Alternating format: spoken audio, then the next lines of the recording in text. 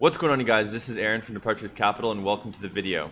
In this video, we're talking all about 3 stocks that I'm looking to buy, 3 unique companies. They've had some pretty awesome performance over the last little while. We have talked about them and we'll let you guys know just a little bit later on in the video what those 3 stocks are. Now, we're also giving you your market minutes. This is your full recap. We're seeing gold and silver stabilize. We're seeing the markets rally. We're seeing a couple of our favorite companies go up. So it's a nice recovery. I can't say the same for ACB as it's essentially flat, but we will be going over all the comments for ACB, and it was a horrible quarter, and then the market obviously reacted not too great to that quarterly earnings. So anyways, guys, these are market minutes. Let's get straight into it. And the last thing before we dive into this video, of course, is if you do support me in the channel and all the videos, then I kindly ask you to explode that like button, along with if you are a new viewer to the channel. You haven't had a chance to subscribe yet, but you appreciate constant steady updates in the markets, a nice flow of new and exciting companies, or you want to learn a little bit more about investing, of course, then support me and cash that subscribe button and ring the market bell for notifications. And let's get straight into this video. So I gotta say, there is a lot of things I want to talk about, but we will get straight into comment of the day. We got a ton of comments, like 73 comments. That's quite a bit for only 2,000-ish views on this video. And let's just all cry together, because anyone who's been with Departures Capital for the last year or two knows that I at one point had a pretty big position in ACB, and I talked about it all the time. I had faith in the Canadian MJ sector, and then it just absolutely tanked. ACB was one of the worst performing MJ stocks. You know, it's just sad what happened to the company. A lot of us lost money, and let's just take a look at these comments. So my worst investment ever from Colin Fung. How can they drop over 90%? DC, do you still have shares? And yes, unfortunately I do. Unfortunately, I still own some, can't sell for a 90% loss. I dumped a bunch of them at 25 bucks last quarter when it popped, but I kept a little bit of a position. Gotta say, I kind of thought that was going to happen. Slime and the Ragdoll still holding ACB, no point in selling. At this point, the stock will eventually turn around. Facebook and Amazon stocks sucked at some point too, so I really hope that's the case. Now they don't have any goodwill, or much less goodwill on their balance sheet. They just got to raise revenues now. They got to raise revenues, become profitable, and really focus on their core business. And there's literally no room for anything else. So if they can do that, maybe we'll see some Afria-like scenario. But until then, it's really tough. I dropped ACB long time back, invested in Neo instead. Best idea ever, the lazy guy. Congratulations, William Lozon. Has been a while. I finally did it Monday. I cut my losses. ACB is a scam. I had regret watching it skyrocket yesterday. It's going to pennies. Avoid this like the plague. So still a ton of negativity, and I don't blame all of these people for being negative. I mean, they're yet to prove themselves, and it's been how long? You know, so many unhappy shareholders. Want to lose a bunch of money, invest in ACB. Dan the man. Finally a time to buy. So we still have some bulls, surprisingly. Good time to buy incrementally from Wellesley. You guys are diehard. Drew Eastman, I haven't clicked in a while. Glad I diversified. We buy ACB much later, much later. Master Jed, I think Aurora needs to diversify. They need to have a high grade, mid grade, and low grades. That's how the whole West Coast operates. The consumer will buy with whatever cash they have. If Aurora chooses to go just high grade, it could bury the company, I believe. And that's exactly what I said in yesterday's video. They can't just have high grade products and, you know, have 90% of their products higher margin stuff. They need to see what's working. And it's crazy because right now the discount stuff is working. That's what's growing revenues in the consumer market. So Kai Turnip Mill, this guy said another reverse split. Now we are number 5 from the Umbrella Academy. LO, stay blessed, fam. Your strategy is the only way.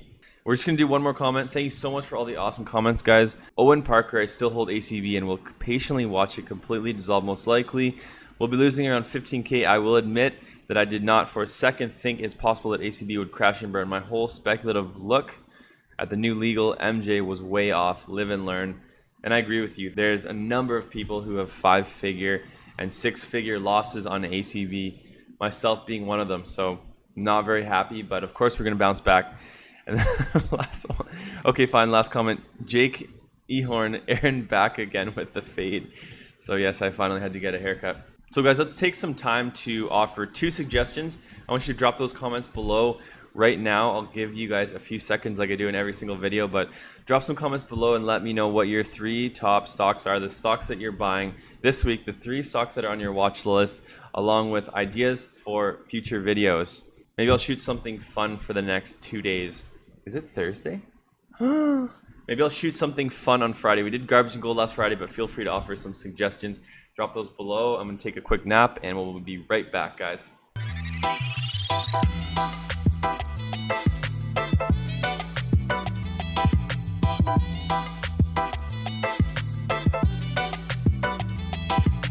Perfect. All right, guys, so let's take a look and see what's going on Wall Street. And in terms of the S&P, Dow, and the NASDAQ is up 0.85% with the S&P up 0.7%. What is moving Wall Street? What's going on? Why is it rebounding? So Wall Street climbed in choppy trading on Thursday with investors returning to the perceived strategy of tech-related stocks as a surprise rise in weekly jobless claims signaled a slowdown in economic growth. Of course, let's just take a quick look at the DXY, a couple charts, and then it's going to be on to the gold and silver recap and those three stocks that you guys patiently waited for. So finally, the dollar is selling off, and the dollar picked up steam like crazy, going from 92 all the way up to the mid 94 level, and that's really, in my opinion, what caused the sell-off in gold and silver, along with the markets and just a whole bunch of stuff in general. Even cryptos were down, but we didn't really cover cryptos that much, so the US dollar index is just marginally weaker. It almost was like a flight to cash over the last little while, and pretty annoying, guys. Pretty annoying for gold and silver, but I gotta admit, I don't mind because I actually had a chance to capitalize on this pullback. Like I said, I've been buying incrementally. I don't intend to buy all at once. I actually raised a little bit of cash, surprisingly. I don't normally keep that much cash, but over the last week, I raised a little bit more cash in the portfolio. So S&P 500 up 0.69%, and we did take a nice little haircut over the last little while. I think it was much needed, along with the NASDAQ. But the NASDAQ, hard to say, looking like it's going to find some support around 10,500 or higher. In terms of the VIX is actually flat at 28, but it has picked up over the last couple trading sessions with volatility increasing. That's why we're getting, on average every day, a move of around 0.75% to 2%. That's what I'm noticing now is the norm in terms of the markets. With the VIX being at 28, it totally makes sense. Gold is holding steady at 1872. And I want to take 2 quick minutes just to take a look at the charts for gold, see if we notice any technical patterns or some areas of support and resistance to focus on. There is one level that I've been watching, guys. And I know initially I said that around 1800 we should watch for, and there's even some bearish estimates, super bearish estimates for gold to trade somewhere around 1725. But there was one level that I've been watching since the market initially pulled back after it rallied up in March. There's one support level that might be forming around 1870. So we saw gold start to consolidate today. It's attempted to break out, but we'll see what happens, guys. This looks like a very similar chart to Fosterville South. So we will be taking a look at Fosterville South, and that is a very interesting stock that we're going to talk about in 2 seconds. Now, let's also take a look at silver. Silver is back above 23 bucks per ounce. It's crazy how volatile silver really is, to the upside and to the downside. Not long ago, silver was like 20, almost 28 bucks an ounce, and then within a couple trading sessions, bam, we're down to 23.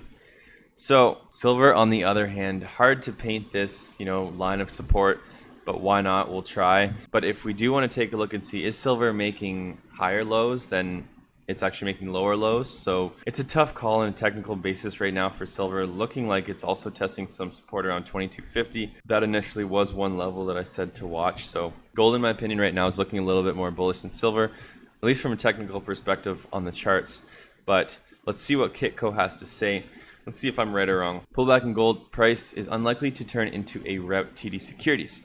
Gold bull rally is being challenged by strong US dollar gains, but this current pullback is unlikely to turn into a rout. Justice Ginsburg's passing and its implications for a phase 4 trade deal, rising global illness cases, and the upcoming election uncertainty have created vulnerabilities for the yellow metal longs. But the secular bull market is intact as long-term inflation expectations will likely continue to rise post-election, particularly if a fiscal deal can be agreed on in the US.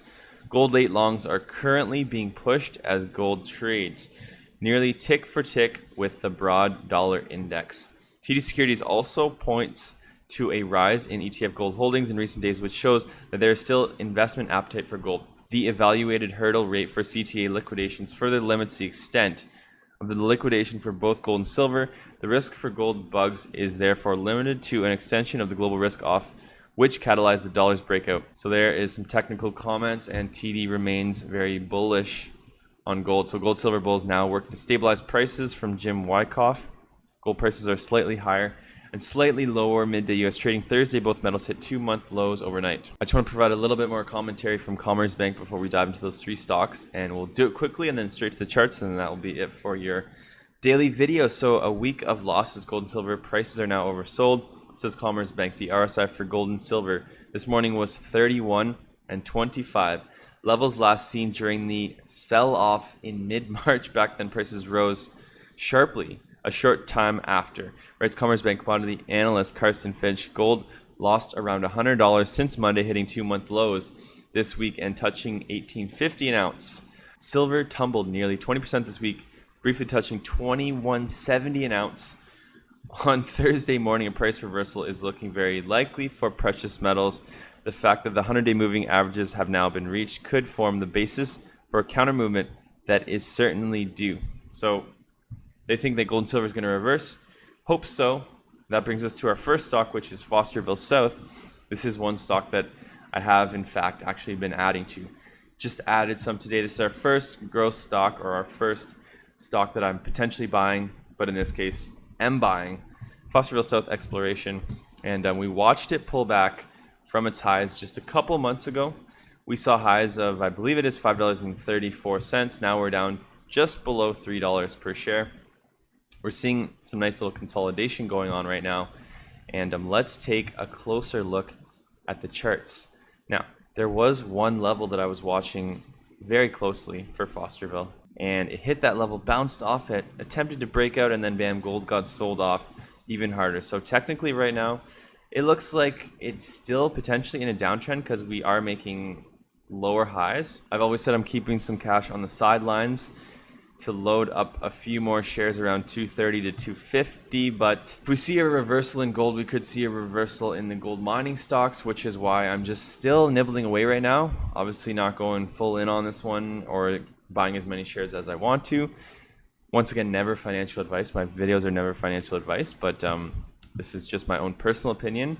And this is one stock on my watch list, and it's right in the Kirkland Lake area. So for anyone who owns Kirkland Lake, might want to take a look at Fosterville. We've got numerous videos on YouTube interviewing their CEO, Brian Slazarchuk. So very interesting company. And I just want to dive into the investor presentation for just 2 seconds. So it's a very high grade area. They've got 3 projects and they are commencing drilling. They recently put out some results, some good high grade results. 2 large 100% owned high grade gold projects and 1 large group of tenement applications in the heart of the world's most important high grade mining district. So my apologies, 200% owned high-grade gold projects.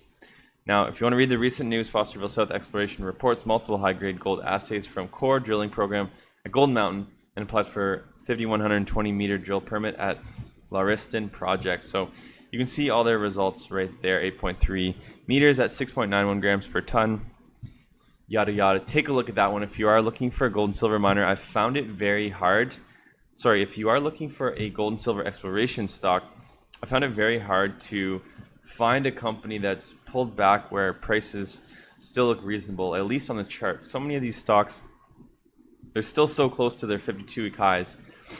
Kind of makes me uncomfortable buying at those prices. Fosterville, on the other hand, has pulled back quite a bit. So the next company we're taking a look at, and we will be releasing their CEO interview tomorrow morning, new updated CEO interview with Seti Coscarella. That is TAAT Lifestyle and Wellness, and we've covered this since their IPO. Now, the stock has had some pretty tremendous performance. It traded sideways for quite a while, around 70, 80 cents. They got their new CEO, and their stock just absolutely took off. They're saying that, it's just a start. They're just in the first inning. They're just starting to bring this beyond tobacco product to market soon. It's a very exciting time for the company. We will have some updates from their CEO. Check out the video. There's such a massive addressable market for this company. Even if they capture a small percentage, that translates into a lot of money. So if you like disruptive stocks, take a look at that one. And that brings us to our third company. And this is one that I've been getting more and more bullish on, increasingly bullish on ever since they released that news that they were planning to uplist to the NASDAQ and they hired Canaccord Genuity. And that company is Mindmed, of course. We've covered this one since their IPO. Trying to get JR back on, so hopefully, fingers crossed, next week we can have an update for you guys. This morning we just released a video on them, just giving you guys an update with the recent news, the stock performance, and Mindmed has held in there pretty well. It's nice because it's been a couple of months since this thing has started to perform, and running from 43 cents all the way up to 67 cents currently. I'm hoping that this thing can get over $1. Of course, that'd be really nice. I would love to see all-time highs for the company, 52-week highs of 84 cents, but they still have a long way to go if they want to get onto the NASDAQ. But now that they're working with Canaccord and they're making plans to uplist, I think that there's a lot of good things in store for Mindmed. So fingers crossed, guys. Take a look at those three companies. Let me know what you think in the comments. And now it is time to dive into all of the charts real quick, and then that will be it for the video. So guys, in terms of the MJ sector, we are seeing High Tide, Mindmed, and Metagrow, three biggest gainers. Sundial Growers, 40 North, and EGF Theramed, three biggest losers. Sundial is getting absolutely hammered today. In terms of dividend stocks, Brookfield Property Partners, Severia, and TD, three biggest gainers. Extendicare, Sienna Senior Living, and Brookfield Renewables, three biggest losers in the dividend portfolio. Now, in terms of tech stocks, all right, guys, you know what? Our market streamer glitched, froze, stopped working, and I'm too frustrated to reopen it. So we're just going to go straight into our gold and silver watch list, see what's going on, and then that's it for the video. So in terms of our gold and silver watch list, biggest gainer on the day, Golden Goliath, followed by Gold Mining and Fosterville South. Three biggest gainers, Fosterville's up to 293. And then in terms of our silver watch list, we're seeing Mag Silver, Silver One, and Arcana, biggest gainers on the day. So that's it for the video, guys. Thank you so much for watching. Always remember, Departures Capital is for information, education, and entertainment purposes only. Don't buy or sell a stock because you heard it on here. Buy or sell a stock because you've done your research, you've done your thorough due diligence, and you're making your own personal investment decisions for yourself. This video is not financial advice. We'll see you guys in our next video.